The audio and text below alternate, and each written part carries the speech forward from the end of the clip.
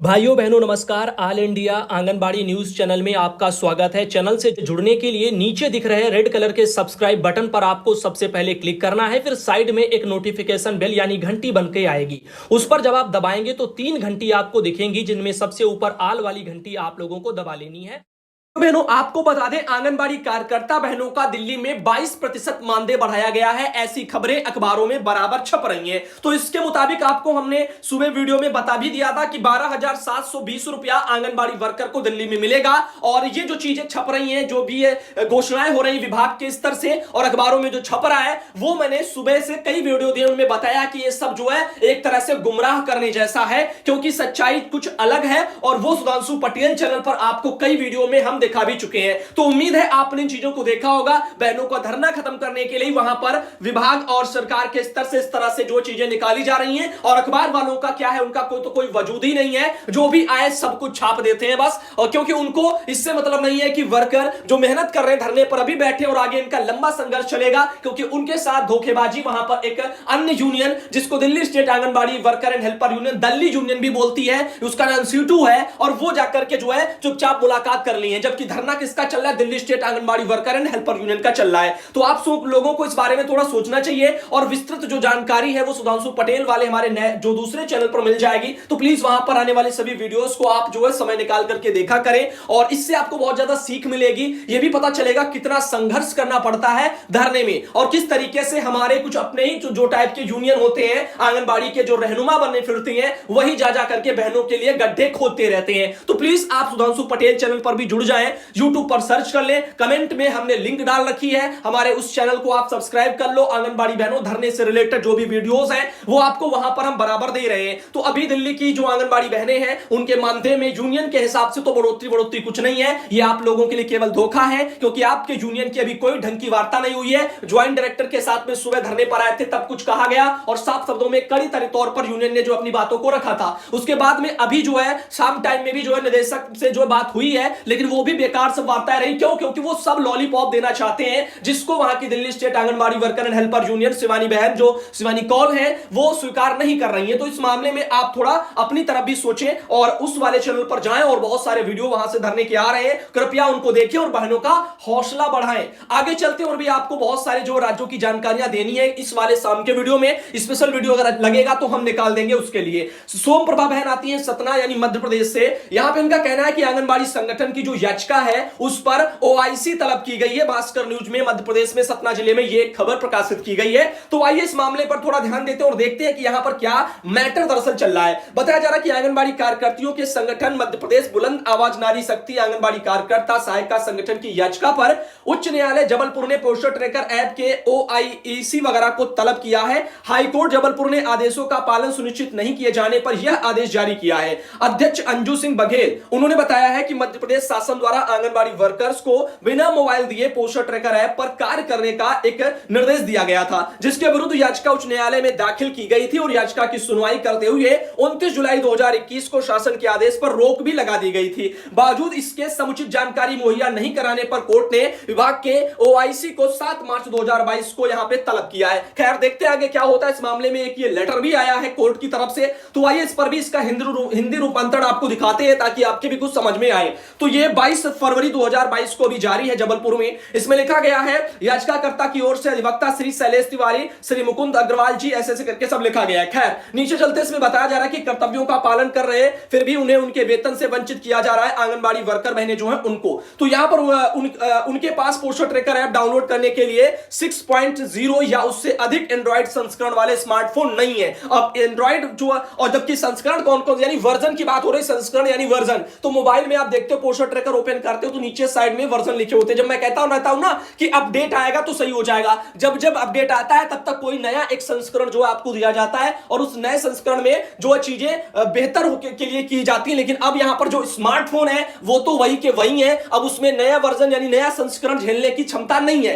तो ये चीजें हैं। तो फोन इतने घटिया दिए गए बहनों को कि उसमें बराबर अपडेट देते जा रहे पोस्टर ट्रैकर के, तो वो काम भी नहीं कर रहे हैं और उनमें जो है चलने लायक भी नहीं है। तो आप बताओ कि यहां पर बहनें काम करें तो कैसे करें। तो ये चीजें, और ऊपर से सरकारें क्या कहती है कि पोस्टर ट्रैकर पर जब आप काम करोगे तो आपको प्रोत्साहन राशि दी जाएगी। ये एक बहुत ही गलत तरीके से सरकार के स्तर से, विभाग के स्तर से बहनों के साथ में एक धोखा है, छलावा है, जिसको सरकार जो यहां पर मैदान में उतार रही है। और वो कहने के लिए भी है कि प्रोत्साहन आपको देंगे। अरे कैसे दोगे जब पोस्टर ट्रैकर ही आपका ये गुल खिला रहा है, आपके फोन ये गुल खिला रहे हैं कि फोन उस लायक नहीं है, और आप अपडेट पर अपडेट ला रहे हो। इतना बड़ा संस्करण आप 10 12 जो भी है, 9 जो भी है वो चल रहा है। फोन जो आपने दिए वो 6 से ऊपर के झेलने वाले ही नहीं है। अब आप बताओ, आंगनबाड़ी वर्कर्स, हेल्पर या उनके घर वाले अपने अपने दूसरे फोनों में इनको चलाएं या क्या करें, या इसके लिए अलग से जो है पैसे अपने बर्बाद करें। तो सोचिए, तो आपके फोन किस काम के रहे जब आपको देना ही था 10,000 की कीमत में। तो बहुत सी ऐसी कंपनियां हैं जिनके फोन दिए जा सकते थे, लेकिन बाल विकास विभाग में अधिकारियों को घोटाले भी तो करने थे, मलाई भी तो चाटनी थी। तो कहीं ना कहीं उन्होंने अपना पेट देखा है। यही समस्या आंगनबाड़ी वर्कर को दिक्कत कर रही है। अगर ढंग के फोन मिले होते तो पोस्टर ट्रैकर ऐप भी चल रहा होता, कोई दिक्कत नहीं होती। इधर आपको बताना चाहेंगे तो इसी चीज पर यहां पर कुछ बातें निकल के आ रही हैं। खैर, अब इसमें जो है बहनों के साथ में सब गलत हो रहा है। आगे देख सकते हो, एक ये मैटर हमारे पास आया कि ये है वर्कर, इनका नाम है, नाम वाम तो खैर इन्होंने नहीं बताया है, ब्लॉक इनका भटनी है, जिला देवरिया है। और इनका समस्या यह है कि राशन वाला समूह वाली जो महिला है वो राशन उठा करके अपने आप बांट रही हैं, रिसीव इनको नहीं करवा रही हैं। अगर मानकों की देखी जाए तो महिला स्वयं सहायता समूहों को राशन अपना आंगनबाड़ी केंद्रों पर आंगनबाड़ी कार्यकर्तियों को रिसीव करवाना है, ऐसे मानक है, यानी नियम है। अब इन नियमों की अनदेखी हो रही है। और जो है बड़े जो है आश्चर्य की बात यह है कि यहां पर ये जो आपके सीडीपीओ हैं, श्रीमान बाल विकास प्रधानाधिकारी भटनी देवरिया के, तो इनका जो है यहां पर भी इस मामले में जो है कोई भी कदम ना उठाया जाना, एक ये बहुत बड़ा हमारे विभाग की तरफ से लापरवाही साबित हो रहा है। क्योंकि इन्होंने सीडीपीओ को यहां पर काफी बहनों ने अपने देख लीजिएगा हस्ताक्षर करके भेजा भी है। ये तमाम आंगनबाड़ी कार्यकर्ता बहनों ने, बावजूद इन चीजों के वहां के जो सीडीपीओ हैं लापरवाह बने हुए हैं और वो इन पर संज्ञान नहीं ले रहे हैं। मानकों की अनदेखी करते हुए स्वयं सहायता समूह राशन अपने आप बांट रहे हैं या नहीं बांट रहे हैं, लोग वंचित रह रहे हैं। और जो भी मानक तय किए गए तो उसका पालन होना चाहिए। और इसके लिए बहनें शिकायत कर रही हैं या सीडीपीओ से, तो ये भी संज्ञान नहीं ले पा रहे हैं। तो हमारा बहन आपसे यही कहना है कि आप जो है इस मामले में डीएम से शिकायत करें। अभी इनको भी थोड़ा लेने का देना जो है वो थोड़ा करना पड़े तो ज्यादा बेटर है।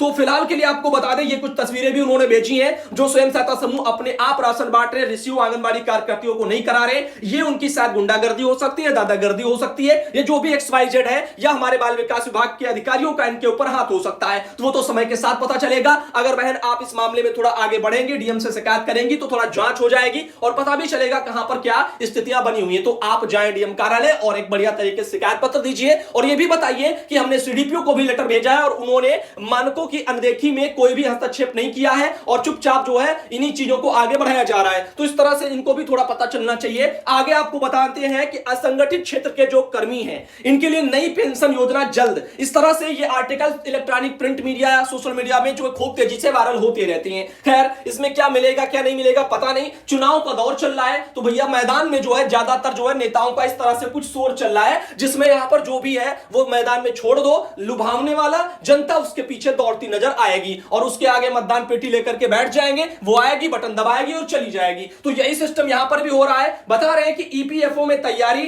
15,000 मासिक से ज्यादा मूल वेतन वाले ईपीएफ से जो है वंचित कार्मिकों को भी लाभ मिलेगा। अरे इनके नीचे वाले जो है पहले उनको दे दीजिए ना ढंग का, फिर उसके बाद में ऊपर वालों की तैयारियां करिए। जिनको 15,000 भी नहीं मिल रहा है उनके उज्जवल भविष्य के लिए, उनकी आर्थिक स्थिति में सुधार के लिए आप कुछ पहले प्रयास करिए। तो यहां पर ये चीजें बताई जा रही हैं। 25,000 रुपए मूल वेतन की सीमा करने की यहां पर मांग बताई जा रही है। मासिक मूल वेतन की सीमा को बढ़ाकर के 25,000 रुपए करने की मांग की गई है। इस मुद्दे पर विचार विमर्श भी जो है यहां पर किया गया है। खैर, जो भी होगा आगे देखा जाएगा। 11 से 12 मार्च को आ सकता है नया प्रस्ताव, ऐसा भी इसमें लिखा है कि सूत्रों के अनुसार इस नए पेंशन जो है उत्पाद पर प्रस्ताव 11 और 12 मार्च को गुवाहाटी में ईपीएफओ के निर्णय लेने के वाले जो शीर्ष निकाय है, केंद्रीय न्याय बोर्ड सीबीटी जिसको बोलते हैं, तो यहां पर केंद्रीय न्याय बोर्ड वगैरह की तरफ से बैठक हो सकती है। तो देखते हैं भाई क्या होता है। ये तो ऐसी चीजें, तब तक तमाम राज्यों में चुनाव संपन्न हो जाएंगे। और इधर बात करते हैं हम, रेणुका बहन बलिया से आती हैं। यहां पर उन्होंने अपने वहां से जो है प्री प्राइमरी को लेकर के जो भी प्रशिक्षण था एक, उसके बारे में तस्वीर बहन ने भेजी है। तो आइए देखते हैं, और कुछ तस्वीरें वहां से आ रही हैं। और एक बात हमेशा याद रखना भाइयों बहनों,